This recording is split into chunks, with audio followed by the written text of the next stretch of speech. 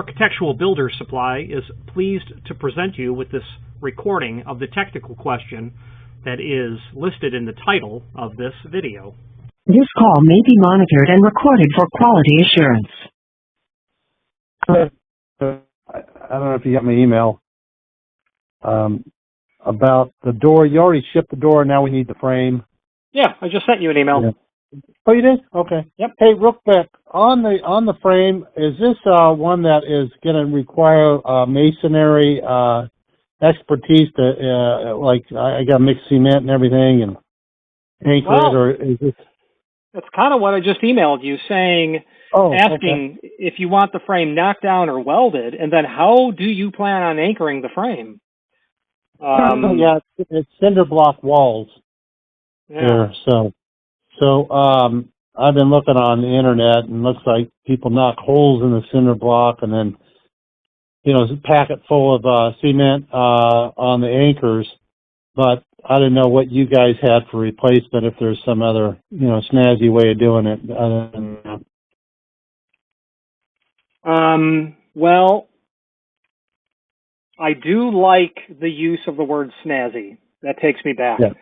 The snazzy way to do it would be to tooth in that welded frame. You would cut out a couple of three-course of block, and you would put a T-anchor in there, and you would get that T-anchor in between those blocks, and you'd grout that.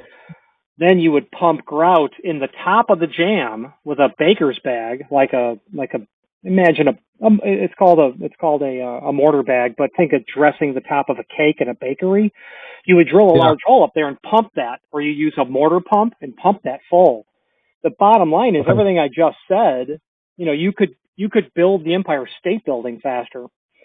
So, but that is the absolute most robust way to do it. All the way to, okay, well, how am I going to do it? I can dimple the frame for sleeve anchors, and a lot of guys are going to say, you know what, I'm just going to bolt it. And that, they get it installed, but, you know what it's like putting a sleeve anchor to a porous piece of block. You're lucky at best, Right. Just split.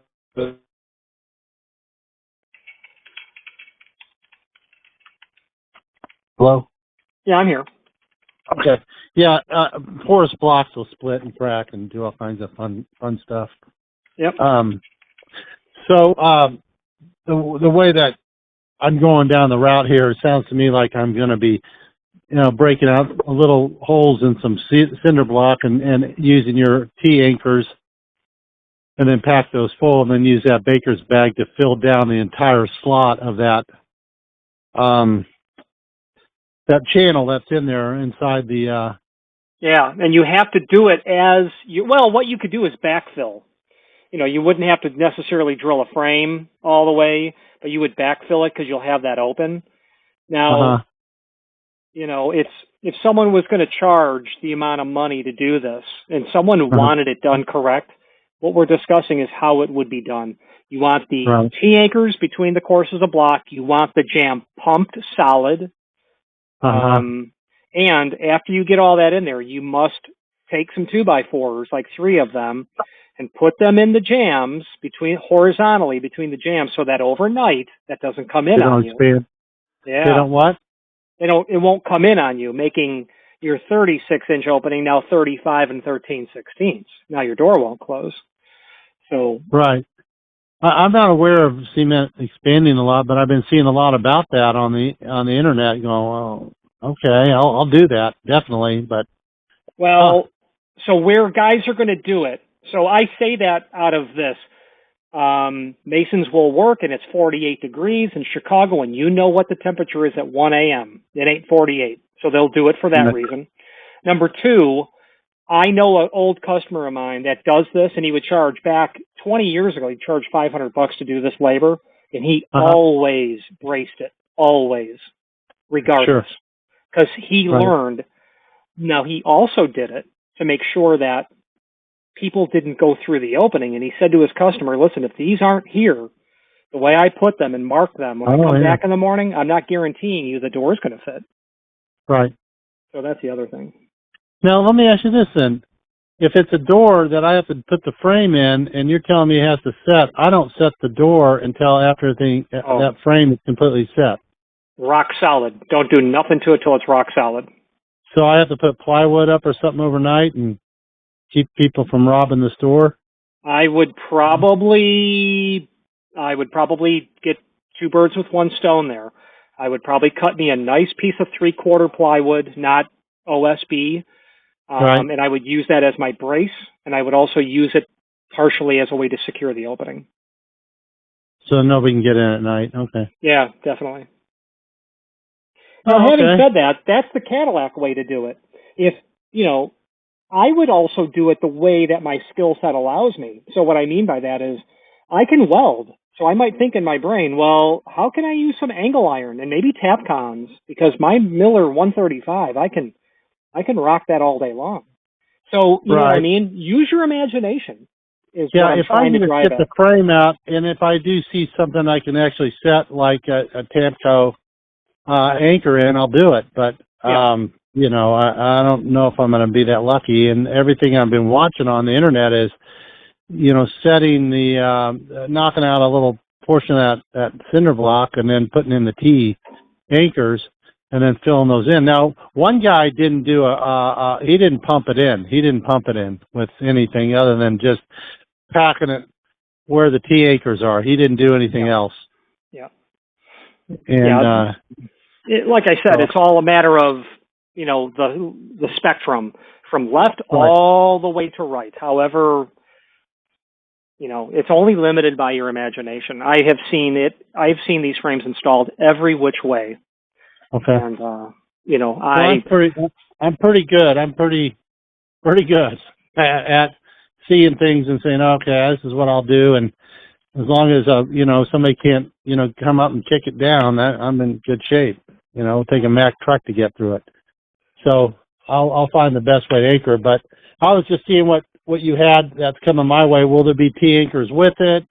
Will there not be? Do those come standard, or what do we get with that? Well, we have to specify what we want in terms of, you could say, you know what, I'm not sure, like you've said, send me some T anchors, send me some sleeve anchors, or send me some T anchors because I can't get that at Ace Hardware. I know I've got Tapcons in the garage, that kind of thing. Yeah. So now the other thing you can do as well is I could send it to you knockdown. You could then dimple the frame. If you can get what you could also do is in the block itself, you might be able to pump it in there and then use a lead expansion anchor that you can then run a 3/8/16 machine bolt. And generally that machine bolt through the soffit of the frame after you've dimpled it, you get that into a grout line and you've reinforced that as best as possible. You start to get into a situation where, I think I can get that pretty solid. Without crumbling the porous block. And plus you'll want to absolutely do 4 per jam. Because if one blows up, you still have 3. And those are heavy doors, and it's going to take a lot of beating with opening, closing, and slamming and stuff. And that's the other reason I like to get as much mortar into the jam as possible, because it will become far more abuse resistant. It's not just that the steel becomes a wrapper over the mortar at that point. All right. Okay. Well, we'll want some T anchors with this for sure. Did you say that normally you weld the corners? Well, it would be far more ideal to have a frame that has been welded rather than one that's knocked down. You ever go into the bathroom of a Starbucks and the damn door doesn't close right? Because it was a knockdown. So welded frames are always superior. Okay. Okay. Yeah, this one's welded at the top. Yeah, if you don't see any miters, then it's been welded. Okay. All right. Well, I'll have to get a welder out there to do that too, or it would be preferable to weld it. The shipping charge will change drastically because a knockdown I can UPS. A welded frame I can't. Oh, you ship it to me welded. I can, but if I ship it to you knocked down, the cost goes way down because hey man, This is a big outfit. I don't give a crap about what they pay on this. Then you want it to come from me welded, because we'll right. full depth weld it, meaning it's been welded. Right. Now, and it's going to cost me money to hire anybody anyway, so it's going to be rolled into the price of that anyways, and I don't have to deal with that step. So it's fine with me. Yeah. And it'll be square, and so I will acknowledge our conversation. I will work up a quote and get it over to you. Okay.